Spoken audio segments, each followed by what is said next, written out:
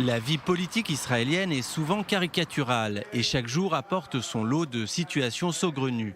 Capturer ces moments et ces histoires représente un véritable défi, même pour les dessinateurs de presse. Quand je dessine, j'essaye de faire quelque chose qui me fera rire. Quand la caricature est vraiment bien, l'idée me vient très rapidement, c'est virulent. Parfois, je ris même tout seul à haute voix de mon dessin. Récemment, j'ai dessiné Ehud Barak en route pour la résidence d'Epstein façon Bazooka Joe. J'ai trouvé que c'était très drôle et j'ai eu le sentiment d'avoir fait une très bonne caricature. Mais il m'arrive de me tromper et de faire un dessin que je trouve marrant, mais au final, personne ne comprend la blague. Souvent, les bonnes idées arrivent toutes seules, sans que je me creuse la tête. Et d'autres fois, au contraire, il me faut des heures avant de trouver l'inspiration.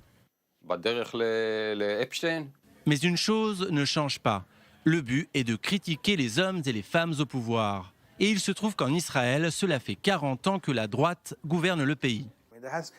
En tant que caricaturiste, on doit tout le temps être subversif, on est un peu le bouffon du roi.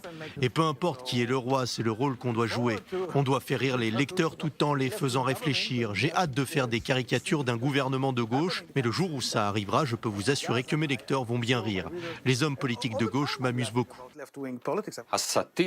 La satire, pas seulement la caricature, est toujours contre celui qui dirige. De qui devrais-je faire la satire? Du pauvre homme qui fait la manche dans la rue? Non, la satire, c'est l'arme du faible contre le fort. Je vois des gens de droite qui essayent toujours de faire des satires et je trouve ça pathétique. Pourquoi est-ce qu'ils veulent faire ça? Ils ont le pouvoir. La satire se fait contre celui qui a le pouvoir. Ces dessins font rire, mais peuvent-ils changer les opinions ou le discours politique? On ne peut pas faire changer d'avis au lecteur. En Israël, on est de gauche ou de droite et on ne change pas. Alors ce n'est pas une caricature qui va renverser la vapeur. Mes dessins sont là pour renforcer une opinion, soutenir un parti et donner matière à réflexion.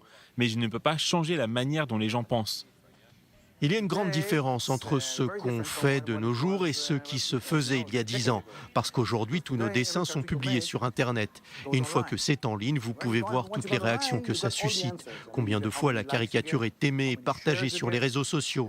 Si elle a bien marché ou pas, c'est très différent. Je ne sais pas comment faisaient les caricaturistes avant. Ils envoyaient leurs dessins, fin de l'histoire. Ils ne savaient pas ce que leurs dessins devenaient.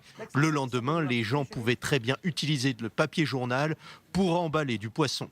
Mais d'où vient l'art de la caricature? Est-ce qu'il s'agit d'une opinion politique ou d'un dessin? Qu'en pensent les principaux intéressés? Je me considère comme un observateur. J'aime penser que je suis un critique de théâtre qui va assister à une représentation le soir et le lendemain matin, sa critique est publiée dans le journal. C'est la même chose pour moi. Il paraît que certains dessinent même pendant leur sommeil. Bibi, oui.